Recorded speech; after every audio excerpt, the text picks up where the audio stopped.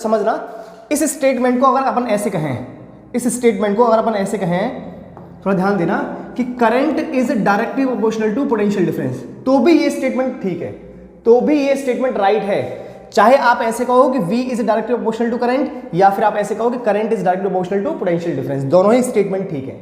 लेकिन यहां से आगे ये स्टेटमेंट और ये स्टेटमेंट बदल जाएगा।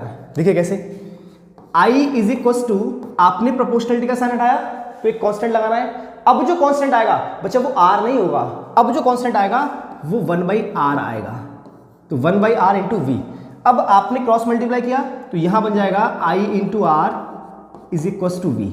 अब इसको अरेंज करो तो V is equal to I into R, ये फॉर्मूला बन के तैयार हो जाएगा, V is equal to I into R. तो ये इस तरह से लिखा जाएगा और ये इस तरह से लिखा जाएगा। चाहे आप किसी भी में लिखो, दोनों ही करेक्ट हैं। लेकिन ये गड़बड़ नहीं करनी है कि आपने ये स्टेटमेंट लिखा, आपने ये स्टेटमेंट लिखा और यहां पर प्रोपोर्शनलिटी का साइन हटाया और equal to R into V कर दिया। ये जो स्टेटमेंट लिखोगे ये बच्चा गलत है, इट्स अ रॉन्ग स्टेटमेंट। यहां जाके ये रॉन्ग हो जाएगा, यहां तक तो ठीक था, लेकिन जब ऐसा करोगे तो गलत हो जाएगा। आपको ये जाने के लिए ऐसे जाना पड़ेगा, तब ये हमारा करेक्ट फॉर्मूला निकल के आएगा। क्लियर है?